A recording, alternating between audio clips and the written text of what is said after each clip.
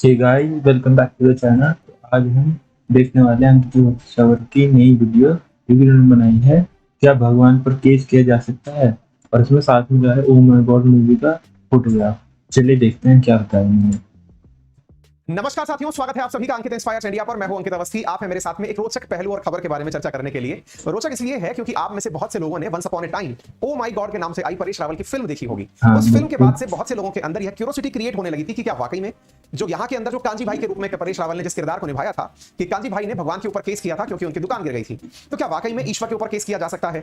ये सवाल उसके बाद से लंबे समय से चला आ रहा था। हाल ही में यह सवाल इसलिए वापस से उठा क्योंकि वर्तमान में उत्तर प्रदेश के अंदर एक ऐसा मामला निकलकर बाहर आया जिसके अंदर एक व्यक्ति संपूर्ण समाधान दिवस, जैसे होता है ना राजस्थान में प्रशासन आपके संग, प्रशासन गांवों के साथ, प्रशासन शहरों के साथ करके अभियान चलते हैं, ऐसे ही उत्तर प्रदेश में संपूर्ण समाधान दिवस चल रहा था और उसके अंदर एक व्यक्ति अपनी शिकायत लेकर पहुंच गया तहसीलदार के पास कि साहब मुझे किसी व्यक्ति से शिकायत है, और तहसीलदार ने उस शिकायत को बिना पढ़े ही, जैसा कि मीडिया रिपोर्ट्स में कहा जा रहा है, बिना पढ़े ही जांच के लिए अग्रेसित कर दिया। यानी कि उस मामले की जांच भी आगे बढ़ा दी गई है। यह किसान गॉड भगवान इंद्र के ऊपर कंप्लेंट करने आया था। यह न्यूज़ फिर दुनिया भर के अंदर सर्कुलेट होने लगी। इंडियन फार्मर फाइल से complaint against God of rain, Indra भगवान, क्योंकि रेनफॉल नहीं हुई है। तो ओएमजी से प्रेरित होकर के यह लेटर इस समय सोशल मीडिया पर जबरदस्त वायरल हो रहा है, जिसके अंदर सुमित कुमार यादव पुत्र जगदेव प्रसाद यादव, इनका यह लेटर है। संपूर्ण समाधान दिवस करनैलगंज जिला गोंडा के अंदर आयोजित किया गया था। उसके अंदर इस प्रकार से जो भी प्रशासन है वो जन सुनवाई के लिए लोगों के सामने बैठता है, सवाल जवाब किए जाते हैं कि आपकी परेशानी क्या है बताइए। जिनकी जो परेशानी है उन परेशानियों का समाधान यहाँ पर ढूंढा जाता है। तो हुआ ये कि करनैलगंज तहसील के अंदर शनिवार को जो संपूर्ण समाधान दिवस चल रहा था, वहां कौड़िया थाना क्षेत्र के झाला गांव के रहने वाले सुमित कुमार अपनी शिकायत लेकर पहुंच गए। उन्होंने कहा कि मैं भगवान के खिलाफ शिकायत दर्ज कराना चाहता हूं, और अपने आवेदन के अंदर उन्होंने इस प्रकार का एक फॉर्म भर करके दे दिया और कहा कि कई माह से पानी नहीं गिर रहा है, जनमानस बहुत परेशान है और जीव जंतु और खेती प्रभावी है।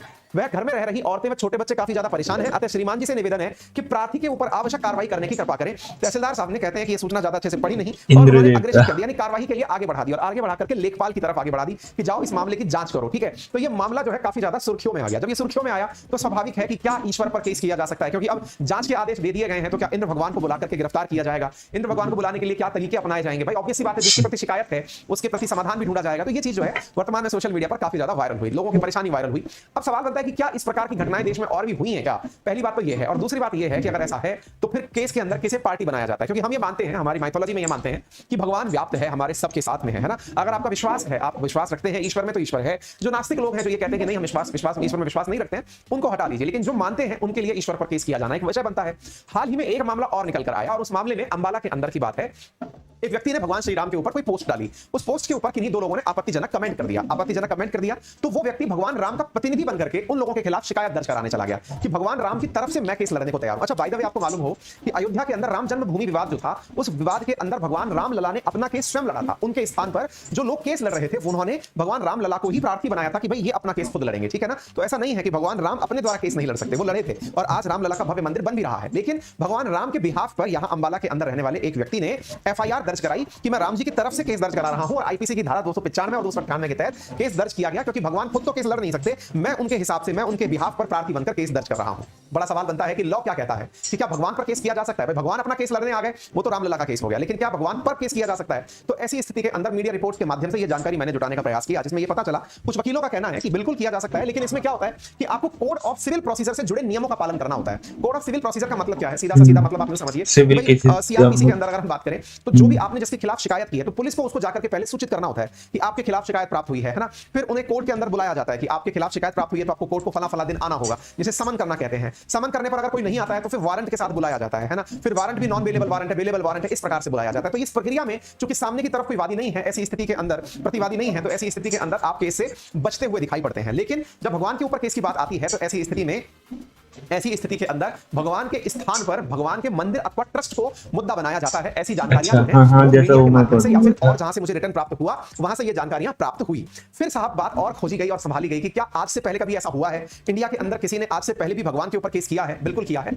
ऐसा ही एक केस वर्ष 2016 के अंदर हुआ, जहां पर चंदन कुमार सिंह नाम के एक लॉयर ने, जो कि बिहार के रहने वाले हैं, उन्होंने भगवान राम के ऊपर केस किया इस बात के लिए कि उन्होंने अपनी पत्नी के साथ सही से बिहेव नहीं किया। पत्नी के साथ यानी सीता माता के साथ, क्योंकि माइथोलॉजी में कई जगह यह भी डिस्कशन किया जाता है कि कि भगवान राम ने धोबी के कहने पर सीता जी का त्याग कर दिया था। तो इससे ये थोड़े से आहत थे और इन्होंने उनके ऊपर केस कर दिया। ऐसी घटनाएं क्या केवल इंडिया में होती हैं? भाई हम इंडिया के अंदर ईश्वर को मानते हैं, तो ईश्वर के ऊपर केस की बातें, ईश्वर के बिहाफ पर केस की बातें क्या केवल इंडिया में होती है या कहीं और भी होती हैं? तो आपके सामने यहाँ पर एक घटना है विदेश की, यूएस की, जिसमें कि एक लॉयर के द्वारा रसेल टी टेंसिल जिनके नाम से था, उन्होंने भगवान के ऊपर केस दर्ज किया और ये करते हुए केस दर्ज किया कि आपने मेरे घर के ऊपर बिजली कड़का दी जिससे मेरे घर को लॉस हुआ। ऐसी स्थिति के अंदर चूंकि हम इसे natural calamity act of God मानते हैं, तो क्यों ना मैं आपके ऊपर केस करूं जिसकी वजह से मेरा इतना नुकसान हुआ। अगर आपको याद हो तो ओ माय गॉड जो है उसमें इसी इंसिडेंट को उठाया गया है कि नेचुरल कैलेमिटी जिसे एक्ट ऑफ गॉड माना जाता है उसके ऊपर ही केस दर्ज करके दिखाया गया था। ठीक इसी प्रकार से एक रोमानिया का केस था। रोमानिया के केस के अंदर 2005 में क्या हुआ कि इन्होंने एक व्यक्ति था जिसका नाम था पावेल एम, उसने कोई मर्डर किया था और जब मर्डर किया तो 20 साल तक सजा काटने के बाद में उसने रोमानियन ऑर्थोडॉक्स चर्च के खिलाफ केस कर दिया,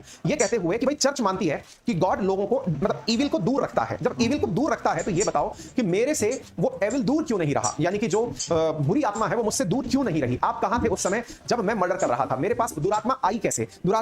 उसको दूर करने का तरीका क्या है ना? तो इस प्रकार से यहां पर ये चीज निकल करके आई रोमानिया के अंदर। ऐसे ही प्रोसिक्यूशन मतलब पावेल के केस में प्रोसिक्यूशन के द्वारा केस फाइल नहीं किया जा सका। इंडिया में एक बार ऐसा ही एक केस और आया था, वर्ष 2016 की घटना है, जिसमें एक यूपीएससी एस्पिरेंट ने ईश्वर के एक्ट ऑफ गॉड के खिलाफ केस दर्ज किया था। यूपीएससी एस्पिरेंट था जो फ्लाइट से अमेरिका से इंडिया पेपर देने आ रहा था, लेकिन रास्ता खराब मतलब मौसम खराब होने की वजह से वो सही समय पर लैंड नहीं कर पाया। जब सही समय पर लैंड नहीं कर पाया तो वो इसके खिलाफ शिकायत करने सीएटी मतलब उसमें ट्रिब्यूनल में पहुंच गया और कहा कि भाई एक्ट ऑफ गॉड के कारण मैं यूपीएससी का एग्जाम नहीं दे पाया, ये मेरा थर्ड अटेम्प्ट था, मैं 2 अटेम्प्ट ऑलरेडी मतलब वेस्ट कर चुका हूं, ये मेरा आखिरी अटेम्प्ट था, भगवान के कारण नहीं दे पाया, इसलिए मुझे भगवान के खिलाफ केस करना है। तो इस प्रकार की रोचक घटनाएं हैं।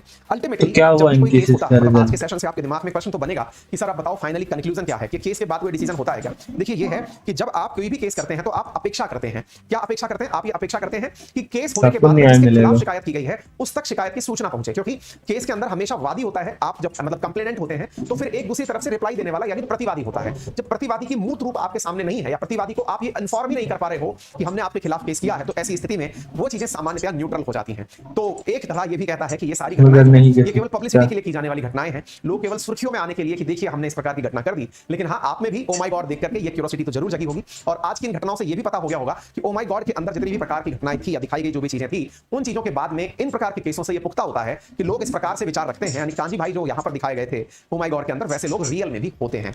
फिलहाल के लिए इतना ही। यदि आपको जानकारी पसंद आई हो तो सभी साथियों से जरूर शेयर करें। चैनल पर नए हैं तो अंकित इंस्पायर्स इंडिया को सब्सक्राइब करना बिल्कुल ना भूलें। वीडियो पसंद आया हो तो लाइक करें। इतना ही, धन्यवाद। बहुत अच्छा पढ़ाते हैं आप। तो फाइनली इसका कंक्लूजन निकलता है मतलब करने का कर तो सकते हैं पर आई डोंट थिंक कि कुछ फायदा होता होगा। कुछ केसेस में अगर उस टॉपिक को डेविएट करके तो निकल जाता और रिजल्ट तो हो जाता होगा, वरना मुझे नहीं लगता कि क्या कुछ होता होगा। वैसे होना चाहिए कि यार नुकसान तो हो रहा है। अब वो अमेरिका से इंडिया आ रहा था, अब उसकी क्या गलती है? अब वो तो एग्जाम देना चाहता है ना। इसका भी कुछ सोल्यूशन होना चाहिए। अब नेचुरल प्रॉब्लम की वजह से हो रहा है, अब अगर वो लेट आता है तो उसमें उसकी तो गलती है, अब वो लेट नहीं आ रहा तो उसमें उसकी गलती नहीं होनी चाहिए। तो भुगतना तो पड़ रहा है, देखते हैं अब इसका क्या होता है। ओके, इसके साथ मैं आपको मिलता हूँ नई वीडियो में। आपके